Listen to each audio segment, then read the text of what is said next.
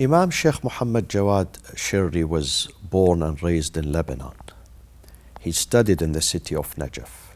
He's a very open-minded, vibrant, optimistic individual who came to America in 1949, arrived into this country. He was very young. Imam Muhammad Jawad Chirri, who was my father, had come to this country in 1949 by invitation from I would say a handful of Muslims in the Detroit area, mainly to come and lead a Muslim society that probably was deprived of being true Muslims. His vision was a larger scale for the Muslim community in this area. So he wanted to establish a Muslim structure, a mosque, a center, where people can come, they can come and pray, they can come and socialize.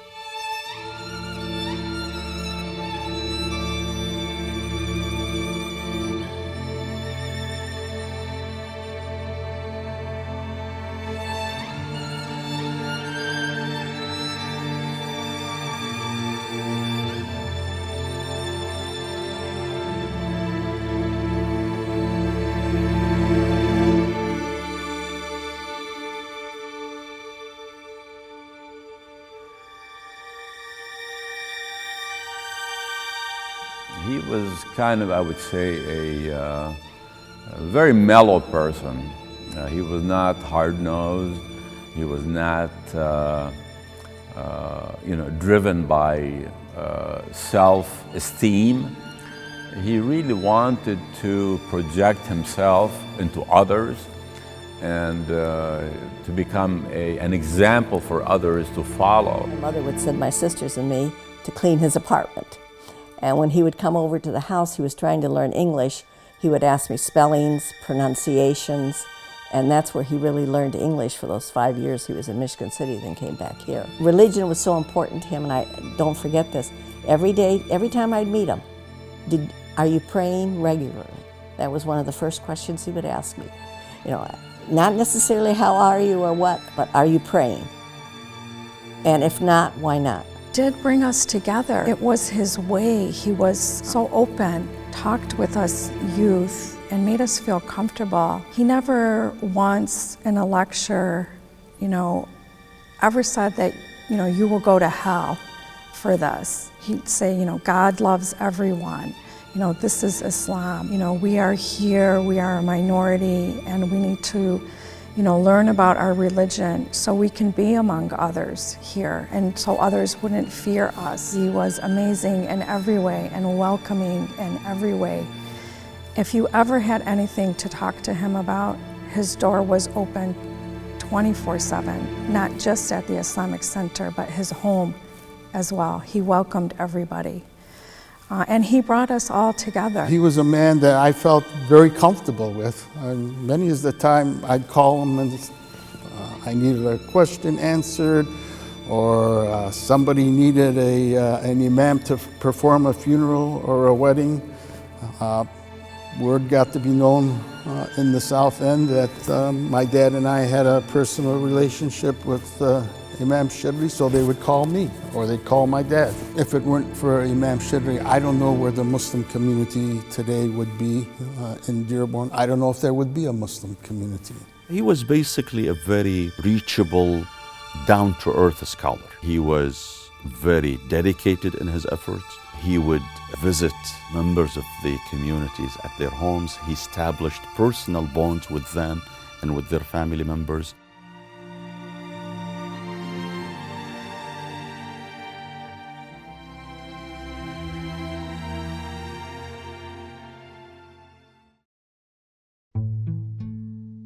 He came to this country at a time where Islam was a strange religion. Nobody knew anything, especially Americans knew nothing about this religion. When the Lebanese also came to this country, they came and their main concern was to make a living. The circumstances were very difficult. It was not easy. It was not easy to bring people and try to preserve their religious and ethical and Islamic identity. So he struggled a lot. To him, we owe the beginning of the journey of Islam in this country. My mom and my dad would always talk about that he had tenacity, that he really truly wanted to bring Islam to America and to the American-born. That there was kind of this sense that he felt locked out of whatever he felt locked out of, and he wanted to change that tide. They spoke about his humble means, about how when he came to Dearborn and they were getting the Hashemi Hall set, that he was an assertive fundraiser, knowing that people really, we were living off of paycheck to paycheck. None of our families had money that would, really anyone could speak of, but that he was very assertive about, $5 a month, establishing the idea of membership. He was very frugal, and that he had to live without a lot. And to the point where sometimes there wasn't food. And this small these seeds of this community began to help to sustain just his daily living. That's the kind of sacrifice he made to be able to build the community.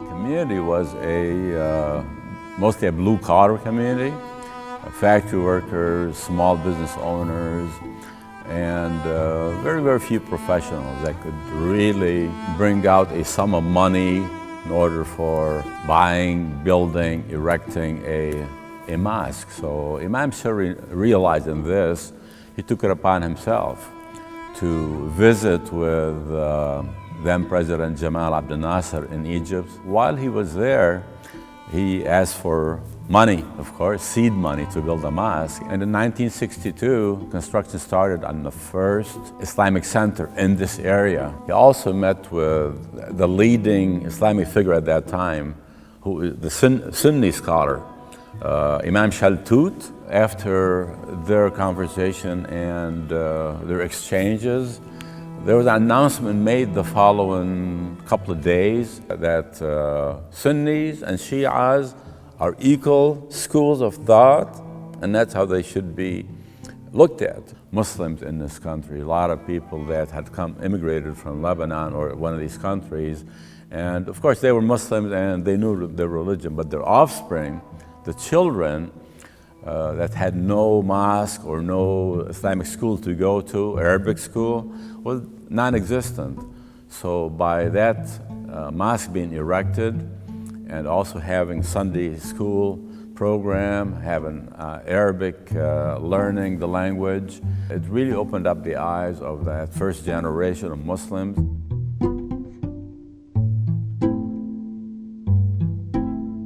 I would say 99% of us did not wear scarves. Those who thought they knew a lot would complain. But the first thing the Imam did was got people to come. He took it step by step. He understood us. He understood we're American-born, we have certain ways of doing things, and the idea, of course, is not to change us, but for us to accept who and what we were. So he got people to come to the Jama first. And then he said, okay, you women, you really should wear scarves. So people started wearing scarves. And then after that, there was a sign on the door, women must wear a scarf. But he didn't push it on us. He taught us that. And he wanted to work with us, but he had to understand us. And he knew that you just don't tell people what to do. You have to get them to, especially something like that, or any part of religion, you have to want them to want it. And that's I think, his biggest legacy with us. None of them had head covers on, and many of them wore shorter skirts and sleeveless and all that. It didn't matter to him. What mattered to him was that let me bring him into the Jama, into the mosque, and have them learn about Islam and what Islam is. They can kind of motivate themselves to become true Muslims, to wear the hijab or whatever the situation was. Imam Chirri was a mentor. He was a person you could speak to. He heard the voice of young people. You could knock on his door and go into his office. And for many different things, I would do that at 13, at 16, at 18, and you know, throughout my adult life. He was the only imam that I knew. So for many of us, our identity is very closely knit with the center and with him. He would, by today's standard in this community, be considered extremely lenient and even be criticized for his leniency. But the one thing that I respect so very much is he knew the secret sauce. And the secret sauce was to keep the kids together. And so if he made concessions to keep this community together during the turbulent times of the 60s and the 70s and the 80s, he may have had to make some sacrifices. But ultimately, had it not been for that level of thinking, many of the marriages we have today would not have even have happened. He didn't force religion on everybody. He let it eased into them, which if he would have forced it on them, and my dad used to tell me all the time, if he would have forced it on us, we would have disbanded. But he eased it in, and they all took to it. You know how it is, you can't force anybody to do anything. They have to do it within their heart. How did Shia bring us to Islam? I think we had it in our heart, and I think he helped facilitate based on he was the genuine person. I'm not justifying, but I do understand where this man was coming from. He was visionary, he was obviously very keen to protect the community and not to allow further decay and disintegration.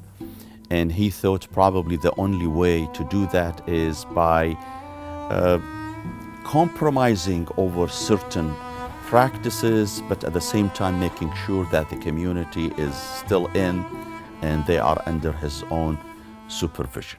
When I met Imam Muhammad Jawad Chirri in Tehran back in 1981, I was very impressed with him. Coming from America, speaking English with American accent was something very rare within the religious establishment, within Shia Muslim scholars. And then we gathered around him in the lobby of the hotel, and he would tell us about his journey to this country and the obstacles he faced, the challenges he faced. And you know, at some point he met President Jimmy Carter in the White House. So he was telling us about that meeting and what he said to him about the Islamic Republic of Iran and the new Islamic Revolution. So he was very impressive, very touching when he spoke. And in fact, he sparked, you know, the feeling in me that we must go to America. If what Imam Chirri is saying is true, which is true, then there is a fertile ground for Islam in America. So in fact, maybe the first person who encouraged us, the Qazwini family and other scholars too, to come to this country was that meeting with Imam Muhammad Jawad Chirri. He was very humble, he was knowledgeable, he was very social, and he knew how to approach people.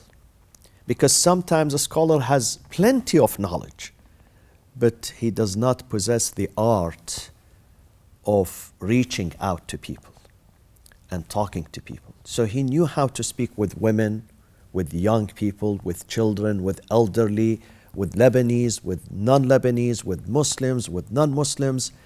And this is the secret of his success.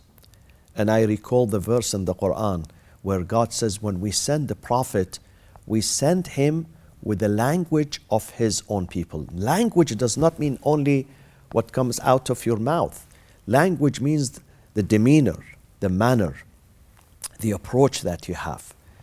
So when you have the right approach, when you understand people's psyche, definitely you're going to be successful in your work.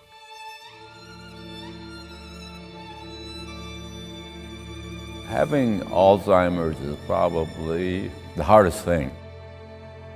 I would say that it's a disease that you probably would never wish on anyone. Once you have it, it just progresses.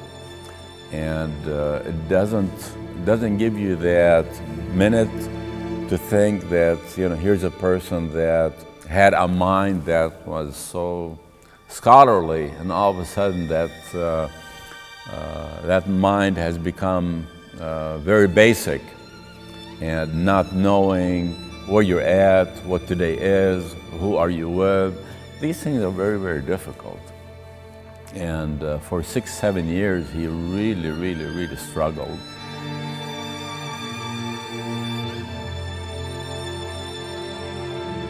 My husband was very sad. He would still come to visit him, but not as often. And Imam Chirri wouldn't remember always what his name was. And he would always call him just Hajj. And my husband would come home and near tears. He said he didn't know who I was. Because he suffered from dementia and Alzheimer's, it was really hard to watch him decline. And there were moments of his precious dignity that were compromised. Like, we would see him sometimes walking along the highway, Ford Road, near his home. And we'd go and get him and return him back home. It's hard to see, it's hard to even understand that a scholar, a man, a learned man, a person who was part of the fabric of your life as a child, to see them go through the dementia, and it was really tough. It was something that kind of resonated throughout the whole community, the nation, in fact, the world, in fact.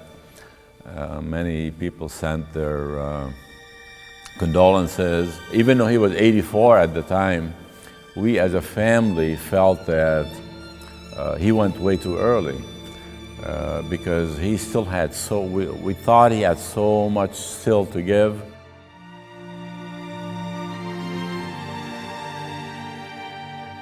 We lost a great leader, a friend to all of us, a father to all of us, someone who recognized in the community the need for him, and a place to worship and feel comfortable, even if you didn't wear a scarf. He was welcoming to all of us youth and caring and loving. He had a vision where he could do something that was unorthodox, not ordinary, because there are a lot of scholars, a lot of sheikhs and sayyids, and our countries are full of them. But to travel and go somewhere else and have that challenge in front of you, I think that's what spurred him on.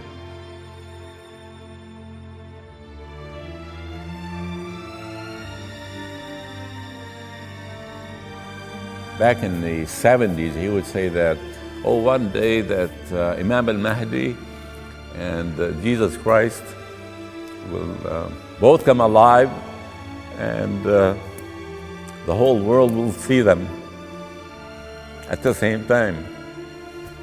There was no internet. There was nothing at that time. But he had that vision that it could happen. That's Imam Chirri.